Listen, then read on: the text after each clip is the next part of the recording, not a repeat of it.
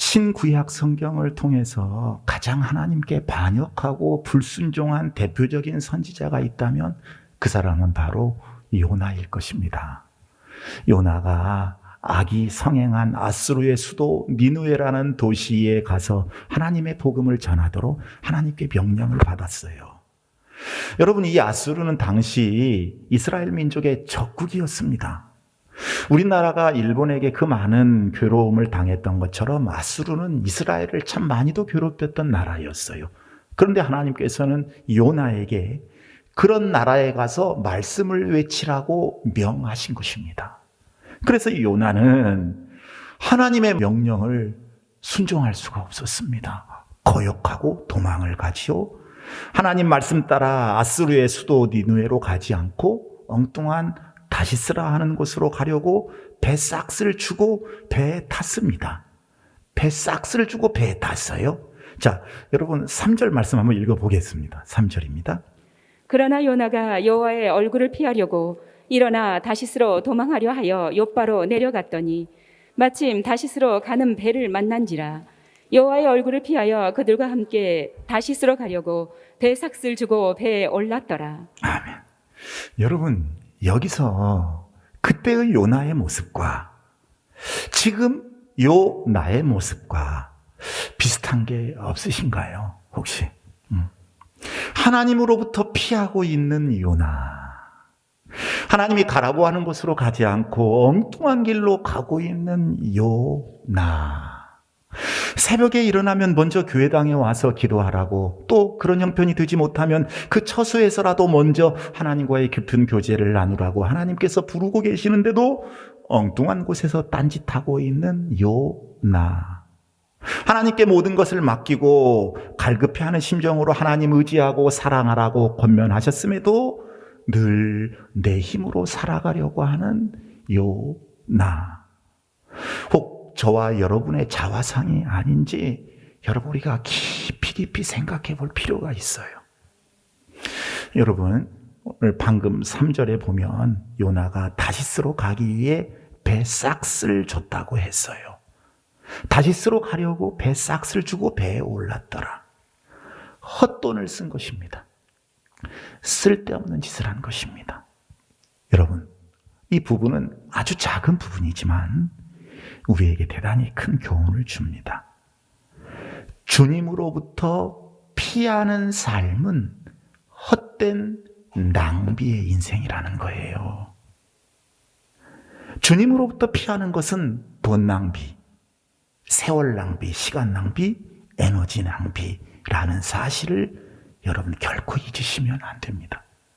주님으로부터 피하는 사람은 주님과 의논하지 않고 실행했던 내 사업, 주님 없이 계획했던 인생의 여러 가지 계획들, 주님 없이 내가 뛰어들었던 인생의 모든 모험이 그 어느 날 쭉 돌이켜 생각해 보면 정말 이거 낭비였구나, 헛수고였구나, 헛물 켜는 일이었구나 하는 사실을 조만간 깨닫게 된다는 거예요.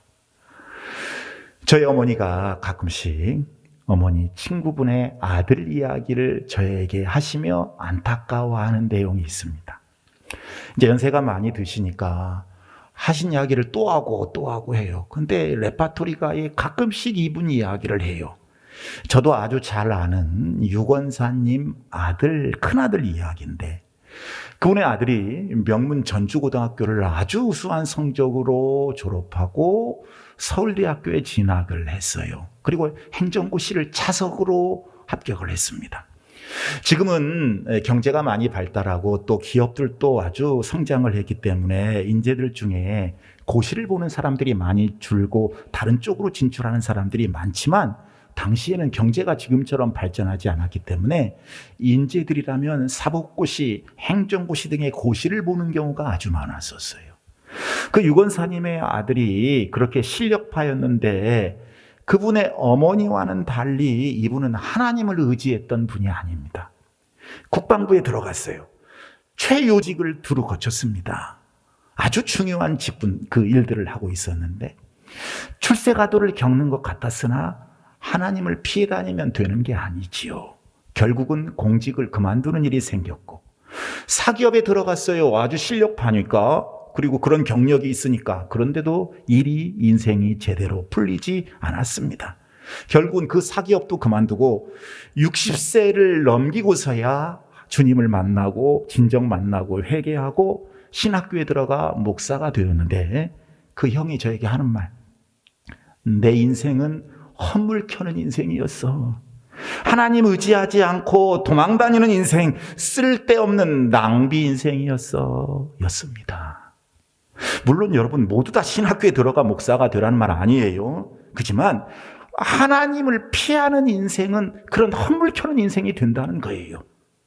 그래서 그 형은 결국 인생에서도 실패하는 것 같고 사회에서도 늦게 신학을 시작해서 목사를 안수받자마자 이제 나이가 차서 얼마 안 있다가 바로 은퇴해버려서 주의 일도 제대로 못했습니다. 그래서 저희 어머니가 항상 그 형 이야기를 하면서 그 아이가 너무 아깝다 늘 안타까워하셨어요. 사랑하는 여러분, 우리가 하나님을 피한다고 피해지는 게 아닙니다. 하나님을 피하려고 하면, 하나님 피해가면서 인생을 살려고 하면 우리의 인생만 낭비의 인생이 되고 마는 거예요. 아까 말씀드렸잖아요. 시간의 낭비, 돈 낭비, 힘의 낭비, 온통 낭비의 인생이 되기에, 그러므로 여러분들은 결코 하나님을 피해가며 사는 그런 인생 살지 마시기를 바랍니다. 하나님께서 이끄시는 대로 따라가시기를 바랍니다. 근데 요나는 그 진리를 모르고 있었어요. 그러면 요나의 어리석음을 하나님께서는 어떻게 깨닫게 하셨습니까? 먼저 하나님께서는 하나님을 피하여 도망가는 요나가 탄 배가 항해하는 그 바다에 큰 폭풍이 일게 하셨지요. 여러분 다 아시잖아요. 너무나 유명한 말씀이잖아요. 그래서 배에 탄 사람들이 이제 다 죽을 지경에 처하게 되었습니다. 배에 탄 사람들이 막 두려워하고 겁을 먹고 요동을 쳐요. 그리고 그때 자기들이 섬기는 신을 부릅니다. 우상에게 기도하는 거지요. 배가 침몰하려고 하니까 이방인들이 우상신들에게 기도하고 또 물건들 있는 거 바다에 다 던져가지고 배의 무게를 가볍게 하고 아주 난리 법석을 떱니다. 그런데 요나는 자신이 타고 있는 배 밑층에서 쿨쿨 잠을 자고 있었어요. 이 부분 다음 주에 말씀을 나눌 건데, 그래서 이 배에 탄 사람들이 제비뽑기를 해서 이 재앙이 누구로 말미암아 오게 되었는가를 알아보게 되었는데, 이 풍랑, 폭풍의 원인이 불순종해서 하나님을 피해 도망가는 요나에게 있음이 드러나게 되었습니다. 제비가 요나에게 뽑힌 거예요. 그래서 1장 8절에 어떻게 되어 있는가 아주 중요한 말씀이 나와요. 읽어보겠습니다. 무리가 그에게 이르되 청하건대 이 재앙이 누구 때문에 우리에게 임하였는가 말하라. 내 생업이 무엇이며 내가 어디서 왔으며 내 나라가 어디며 어느 민족에 속하였느냐 하니. 아멘. 한마디로 사람들이 요나에게 대체 너는 누구냐? 대체 너 누구야? 이렇게 물은 거예요. 그러자 요나가 솔직하게 대답하기 시작합니다. 나는 히브리 사람이요 바다와 육지를 지으신 하늘의 하나님 여호와를 경외하는 자입니다. 나는 하나님을 피해서 도망가고 있습니다. 나는 불순종한 사람입니다. 바다에 이렇게 폭풍이 부는 것은 바로 나 때문입니다. 나를 들어 바다에 던지십시오. 그리하면 바다가 잔잔해질 것입니다. 요나가 자기 자신 스스로의 모습을 그대로 정직하게 나타냅니다.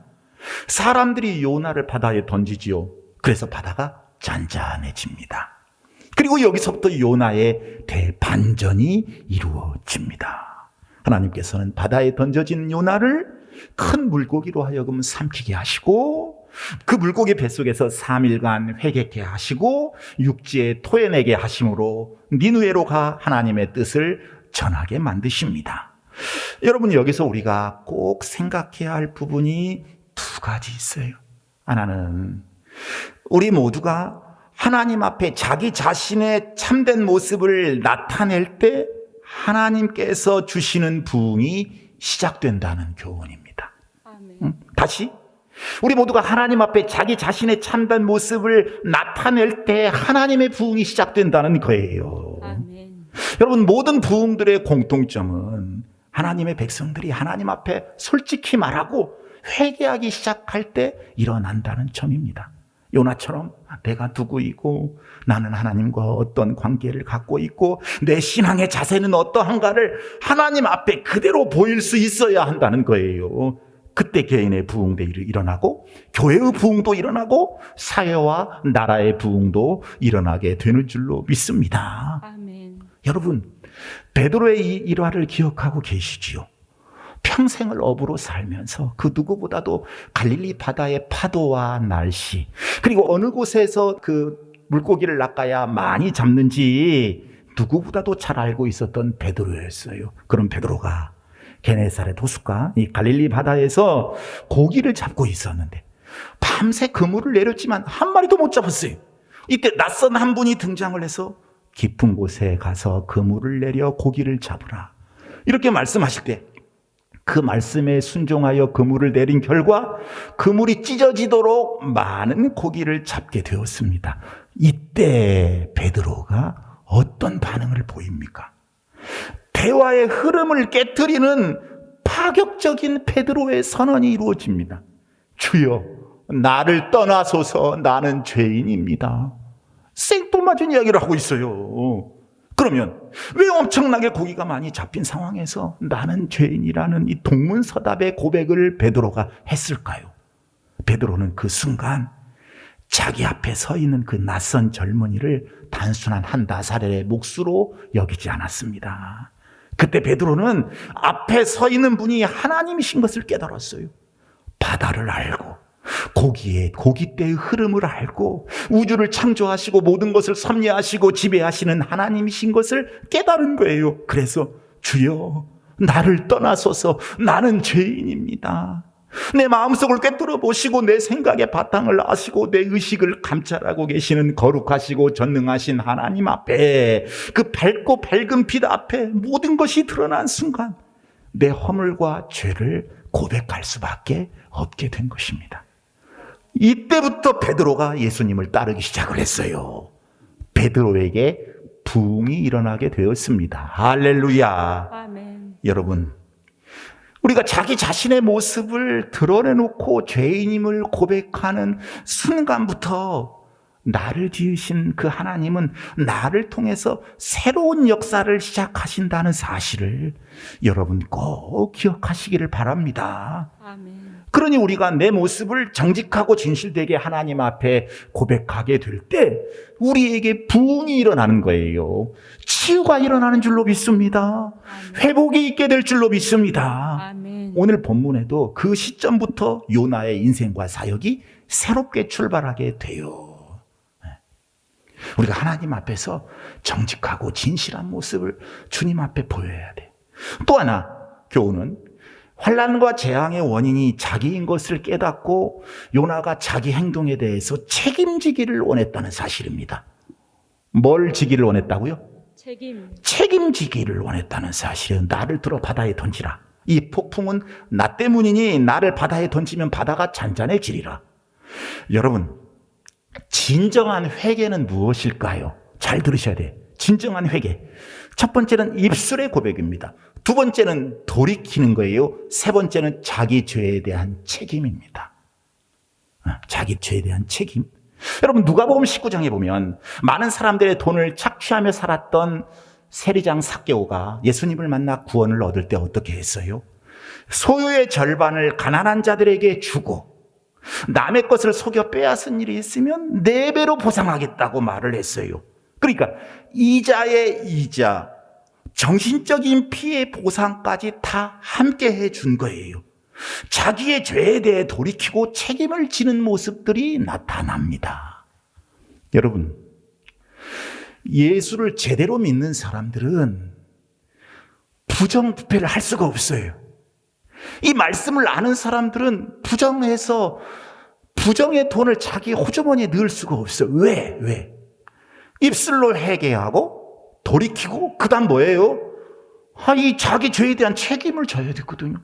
나중에 다 회개하고 하나님 두려워해서 다 뱉어낼 것을 그걸 아니까 할 수가 없는 거예요. 근데 이 말씀을 모르고 회개가 뭔지를 모르는 그냥 교회 왔다 갔다 하는 썬데이 크리스찬들은 그냥 마음대로 막 하게 되는 거지요.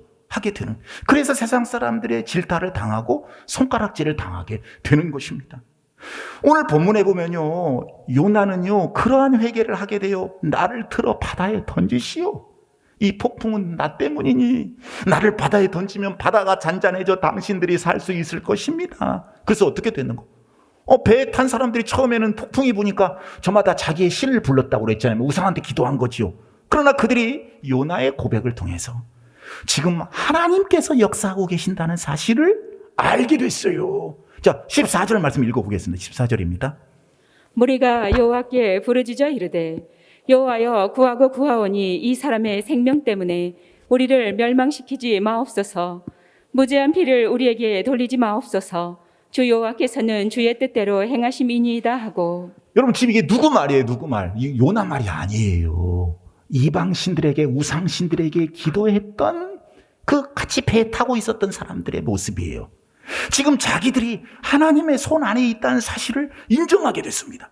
이 풍랑과 폭풍을 하나님이 섭리하고 계신다는 사실을 알았어요. 그래서 그들은 더 이상 그들의 우상신을 부르지 않습니다. 오히려 하나님을 부르고 있어요. 요나의 솔직한 회개와 결단이 많은 사람들이 하나님을 깨닫도록 인도해 준 부흥의 역사를 일으킨 것입니다. 여러분, 예수님을 제대로 믿는 진실한 그리스도인의 모습이 나와 있잖아요. 예수 믿는 사람들이 세상 사람들하고 똑같으면 세상 사람들이 주님을 부르지 않아요. 예수 믿는 사람들은 뭔가 진실하고 정직하고 자기가 한 거에 대한 책임을 질 줄 알면 그러면 그 모습을 보고 세상 사람들이 하나님을 부르게 되어 있는 것이죠. 이때 부흥이 일어나는 거죠. 여러분, 평양 대부흥 운동의 역사가 어떻게 일어났습니까? 1907년 정월 초에 장대현 교회에 1000명이 모여서 집회가 열렸는데 길선주 장로의 회개가 그 시발점이 됐어요. 친구 미망인의 재산을 관리하던 중에 당시 $100 상당의 큰 돈을 착복했다고 회개합니다. 다음날 아침에 그 돈 전액을 다 돌려주겠다고 고백을 해요. 회개의 열매를 맺은 것이죠. 얼마 안 있으면 목사 안수를 받을 평양신학교 출신의 그가 당시 명예를 중시하는 유교 문화, 윤리의 지배를 받고 있던 상황에서 그것도 1000명이 모이는 공적 모임에서 자신의 비열한 과거를 고백한다는 것은 대단히 어려운 일이었어요. 그러나 그 길장로의 회개로 인해서 그날 밤 8시에 시작된 예배는 다음날 새벽 5시까지 계속되면서 너도 너도 자신의 죄를 고백하고 회개의 릴레이가 연속되므로 평양 대부흥운동으로 이어집니다. 선교사도 장로도 일반 성도들도 예외 없이 회개했어요. 어느 장로는요, 같은 교회 강장로와 선교사를 미워했다고 회개합니다. 또 어떤 사람은 기독교인이 되기 전에 딸을 독살했다고 고백을 해요. 또 어느 전도사는요, 선교사의 돈을 몰래 착복했다고 회개합니다. 어떤 요리사는 주인을 속여 재산을 갈취했다고 했고, 본부인을 버리고 다른 여자와 살던 어느 남자는 회개하고 본부인과 다시 합하고, 또 어떤 부인도 같은 죄를 범했다고 고백하고 곁에 있던 남편은 같이 기도하며 그 부인을 용서하기도 했습니다. 그날 이후 심지어는 길거리에서도 서로 죄를 고백하고 용서를 구하고 배상할 것은 배상하는 등 교회는 물론 사회적인 대변화가 일어났어요. 하나님과의 수직적인 관계, 이웃과의 수평적인 관계를 치료한 전인적 혁명적 변화가 일어났다, 그 말씀이에요. 평양의 이 놀라운 회심 사건은요, 세상 사람들을 감동시키기에 충분했습니다. 그래서 교회들은 몰려드는 사람들로 인해 점점 북적거리기 시작을 했어요. 교회가 갑작스럽게 부흥하기 시작을 합니다. 2달도 못 돼서 2000명 이상이 회심을 하고 예수님을 영접합니다. 그리고 이 놀라운 사건은요, 전국으로 확산돼요. 이게 평양 대부흥 운동입니다. 저와 여러분들에게도, 우리 교회에도 진정한 회개를 통한 이러한 부흥이 있기를 간절히 소망합니다. 아멘. 오늘 본문으로 다시 돌아가서 결국 요나는 바다에 던져져요. 그래서 하나님이 물고기 뱃속에서 살게 만드지요. 큰 물고기 뱃속에서 요나가 두 손 들고 하나님께 용서해달라고 회개를 합니다. 하나님이 그 기도를 들으시고 요나를 토해내게 하셔서 니느웨로 가서 하나님 말씀을 전하는데 3일이 걸려야 전할 수 있는 그 큰 성읍의 사역을 하루 만에 마쳐버립니다. 요나가 외치지요. 40일이 지나면 니느웨가 무너집니다. 40일이 지나면 니느웨가 무너집니다. 회개의 방법도 안 가르쳐주고 회개하라는 말 한마디도 안 해요. 그냥 40일이 지나면 니느웨가 무너진대요. 그런데 그가 전한 말씀을 듣고는 임금을 비롯해서 백성들에게까지 다 금식하며 회개해서 그 성이 구원을 받게 됩니다. 할렐루야. 아멘. 그러자 요나가 화가 나서 하나님께 따져요. 썽을 내요. 하나님, 어떻게 저런 놈들을 구원해 줄 수가 있단 말입니까? 저놈들이 얼마나 나쁜 놈들인데. 하나님, 원하건대 내 생명을 거두어 가시옵소서. 저들이 잘 되는 거 보고 사는 것보다 차라리 죽는 게 낫겠습니다. 그리고 요나가 언덕 위로 올라가 가지고 초막을 지어놓고 하나님이 이 니느웨 성을 멸망시키든지 아니면 저를 죽여버리시든지 둘 중에 하나를 선택하십시오. 하나님 앞에 협박하며 떼를 씁니다.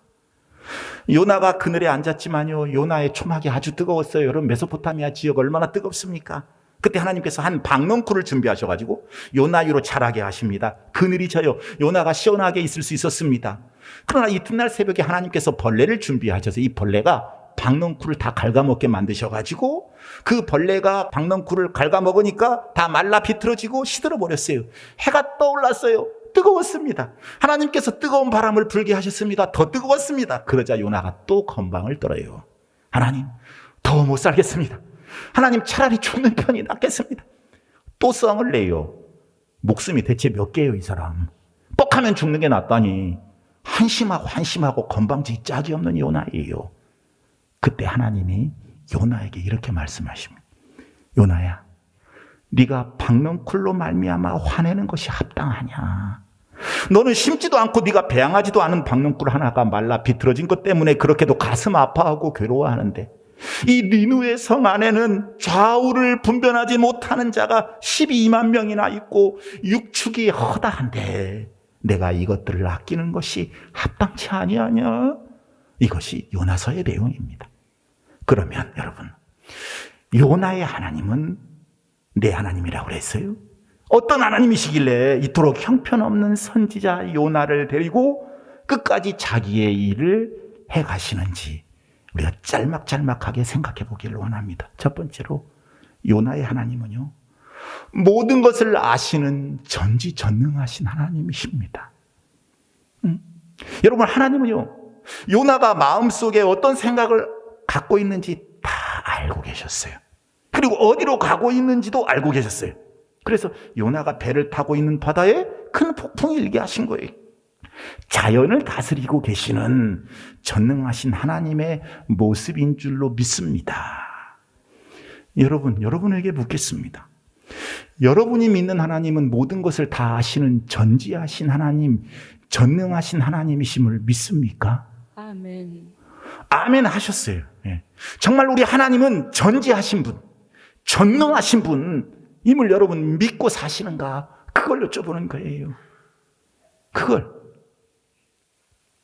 여러분, 우리 기도 앞에 전지전능하시고 무소부재하신 사랑과 은혜가 풍성하신 우리 주 여호와 하나님 아버지, 이 앞에 붙이는 건 대단히 좋아요. 그래서 앞에 우리가 기도하면서 그 하나님의 능력에 대해서 먼저 생각하면서 그런 하나님께 기도하는 거, 이게 중요하지요. 그냥 말로만 아멘하거나 말로만 그 멘트를 붙이는 거는 큰 의미가 없지요. 여러분, 물론 하나님이 모든 것을 다 아신다는 사실이 어떤 분들은 부담스러운 분들도 있을 것입니다. 왜? 우리는 내 마음대로 살기를 원하기 때문에, 내 계획, 내 충족대로 인생을 살게 하기를 원하기 때문에, 그러니 하나님이 내 모든 것을 아시면 얼마나 불편하겠어요. 그러나 여러분, 인생의 절망과 밤을 만날 때, 정말로 고독한 밤을 만날 때, 가슴을 치고 싶은 난관의 벽 앞에 설 때, 그때 나를 전부 다 알고 계시고 나보다 나를 더 잘 알고 계시고 이 세상의 모든 것을 다 아시는 전능하신 능력의 하나님이 내 옆에 계신다는 사실이 얼마나 커다란 축복인지 알게 될 것입니다. 아멘. 전지전능하신 그 하나님이 여러분을 이끌어 주실 것입니다. 그러므로 여러분, 말로만이 아니라 모든 것을 아시는 전지전능하신 하나님을 항상 의식하고 의지하고 의뢰하고 그분을 바라보며 사시기를 바랍니다. 아멘. 그런 사람이 지혜로운 사람이에요. 두 번째, 우리 하나님은요 무소부재하신 하나님이시네요. 보니까 요나가 그의 방향을 바꾸어 다시스로 가면요 하나님의 임재를 피할 것이라고 하는 어리석은 생각을 했어요. 요나가. 그러나 하나님은 그 길에도 계셨어요. 무소부재하신 하나님, 어디나 계신 하나님, 피할 수 없는 하나님이신 줄로 믿습니다. 아멘. 시편 139편 8절 9절 10절 말씀을 읽어보겠습니다. 내가 하늘에 올라갈지라도 거기 계시며 수월에 내 자리를 펼지라도 거기 계시니이다.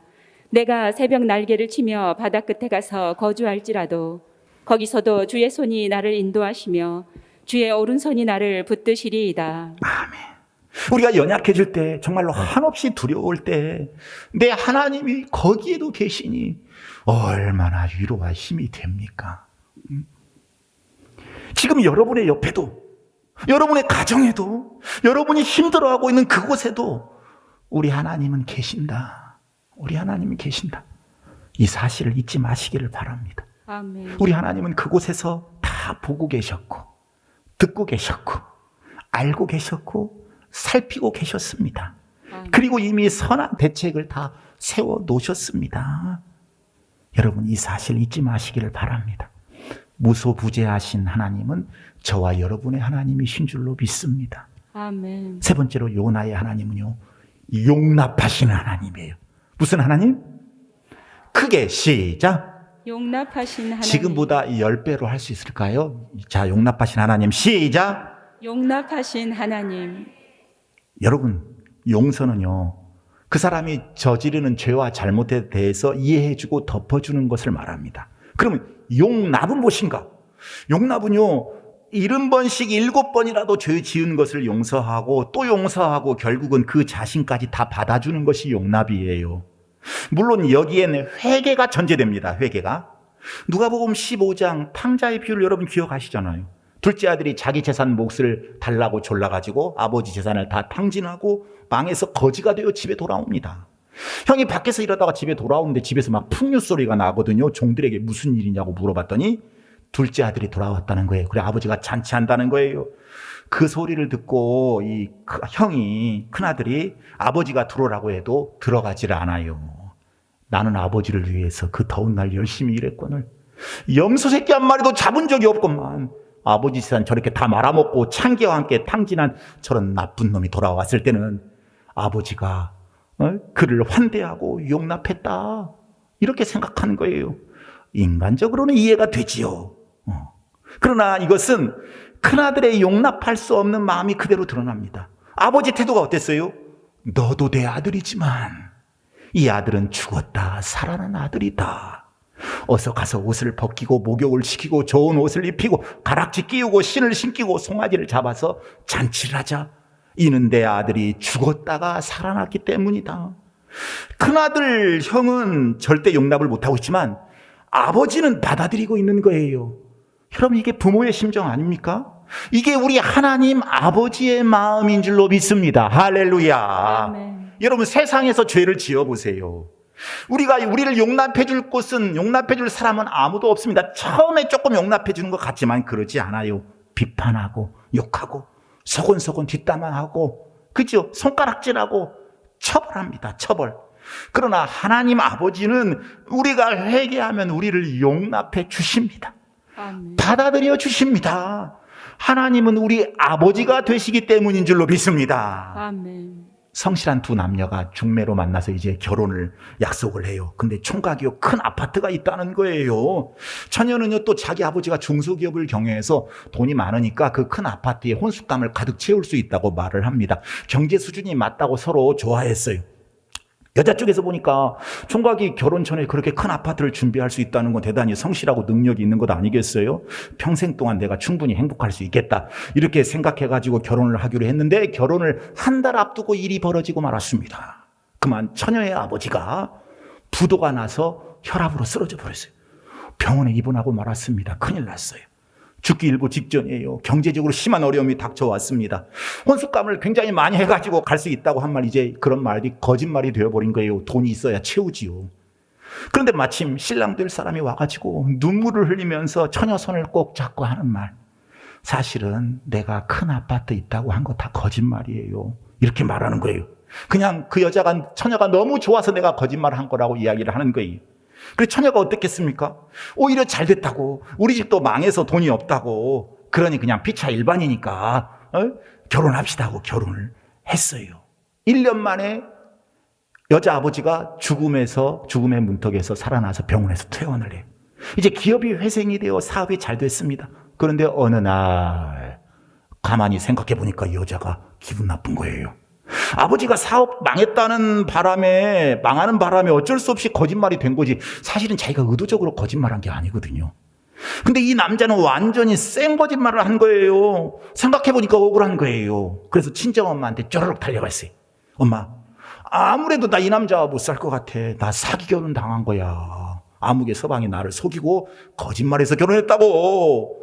그랬더니 친정엄마가 딸의 손을 꼭 잡고 눈물을 흘리면서 하는 말이, 네 남편이 너에게 평생 동안 말하지 말라고 했는데 내가 말하지 않을 수가 없구나. 사실은 결혼하기 한 달 전에 네 아버지가 부도 나서 쓰러질 때 네 신랑이 자기 아파트 팔아서 부도를 박아주었단다. 그리고 1년 동안 아버지 병원비 네 신랑이 다 됐어. 그리고 네가 상처 입을까 봐, 너 자존심에 손상이 갈까 봐 네 남편이 평생 동안 이 이야기를 너에게 하지 말아달라고 부탁했다. 친정엄마 이렇게 말하는 거예요. 여러분, 이것이 용납입니다. 용납. 하나님은 요나의 못된 성질, 편견, 모든 것을 그대로 용납해 주셨어요.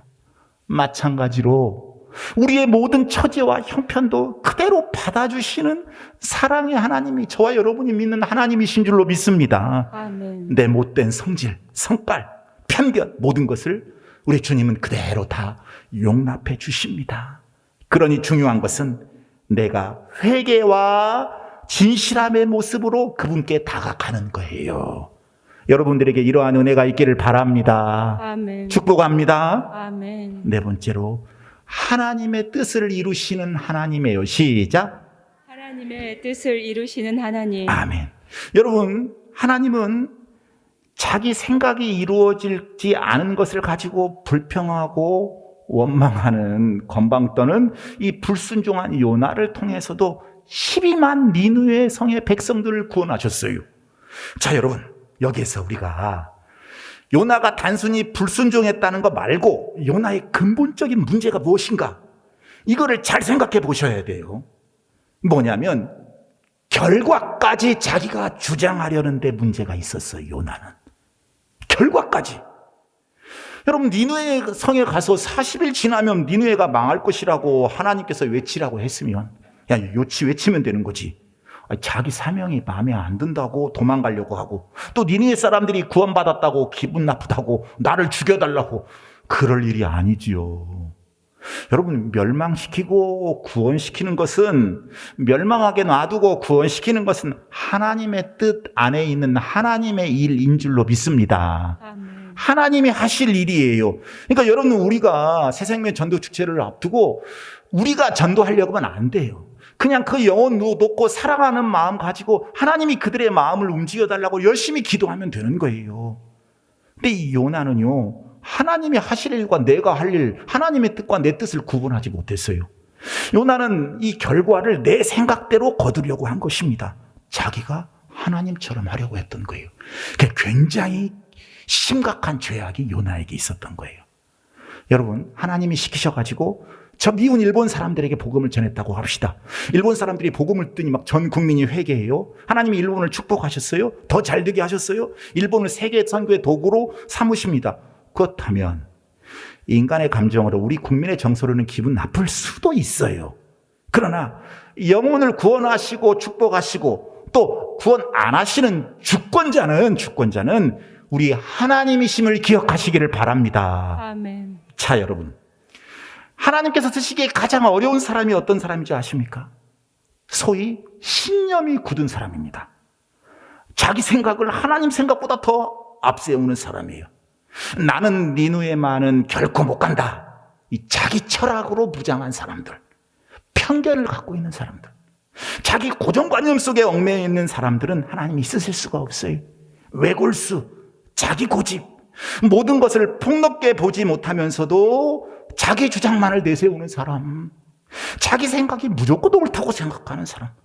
여러분, 죄송한 이야기입니다만 그런 사람 하나님이 제대로 쓰시기 어려워요. 그러면 하나님이 정말로 제대로 즐겨 쓰기를 원하시는 분은 어떤 사람인가요? 주님이 원하실 때는 언제든지 쓰임받기 원합니다. 저는 제 생각도 제 주관도 바꿀 수가 있습니다. 제 생각이 틀릴 수 있음을 인정합니다. 하나님이 말씀하시면 주저없이 제가 그동안 경험했던 그 경험의 진리도 포기하겠습니다 라고 말하는 사람을 하나님께서 귀하게 쓰시는 줄로 믿습니다. 아멘. 여러분, 교회 안에서도 그래요. 어떤 분들은 막 자기 신념이 지나쳐서 말씀을 의식하지 않는 분들이 간혹 있습니다. 주의 종이 가르쳐줘도 무조건 자기 생각만 옳다고 주장하는 사람들이 있다, 그 말씀이에요. 교회는, 주의 종들은 여러 사람들, 여러 모습들, 그 전체를 보고 알고 있는데 자꾸 자기 생각만 하면 어떻게 설득을 해요? 그런 모습은 하나님이 기뻐하시지 않습니다. 우리는 하나님이 하시게끔 하나님의 뜻대로 순종해 나가야 할 줄로 믿습니다. 아멘. 마지막 5번째 간단하게 하고 말씀 마칩니다. 영혼을 귀하게 여기시는 하나님이 나의 하나님이에요. 영혼을 귀하게 여기시는 하나님. 니느웨 백성들이 구원을 받자 요나가 화가 났다고 그랬잖아요. 그래서 초막을 짓고 그늘에 앉아서 성읍이 어떻게 되는지 보려고 했다고 그랬잖아요. 하나님께서 박넝쿨 준비해서 요나가 시원하게 있을 수 있게 만드셨고, 그리고 그 박넝쿨을 또 시들게 하셨어요, 벌레로 하여금. 그러면서 뭐라고 말씀하셨다고요? 너는 수고도 안 했고 키우지도 않았고 하룻밤에 났다가 밤새 말라 죽은 이 박넝쿨을 네가 아꼈는데 하물며 영적인 빛과 어둠을 분별하지 못하는 12만여 명의 사람들이, 그 수많은 가축이 있으니 내가 이 큰 성읍 니느웨를 아끼지 않겠느냐. 여러분, 하나님은 아무리 큰 죄악을 범하고 세상에서 방황하고 있는 사람들 그 한 영혼도 천하보다 귀하게 여기십니다. 사랑하십니다. 아멘이십니까? 아멘. 네. 그러니까 여러분, 한 생명을 전도하는 것은 이 천하보다 더 귀하게 여기시는 그 하나님의 소원을 이루어 드리는 거예요. 아멘. 네? 우리는 어떻습니까?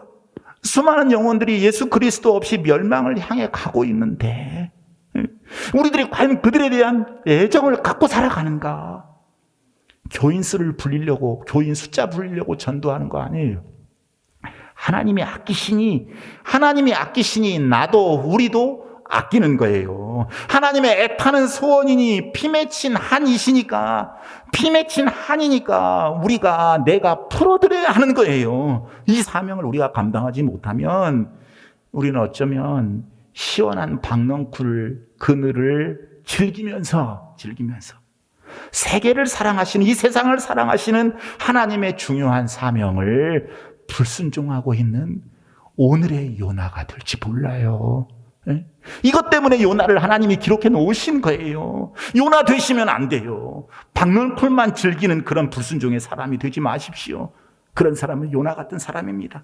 모쪼록 여러분, 주님처럼 한 영혼을 천하보다 귀하게 여기는 그 마음 가지고 이웃을 사랑하고 그들에게 복음을 전하고 그들을 하나님 앞으로 인도하는 주님의 마음을 가지는 복된 성도가 다 되실 수 있기를 예수님의 이름으로 축원합니다. 아멘. 축원합니다. 아멘. 찬송하겠습니다.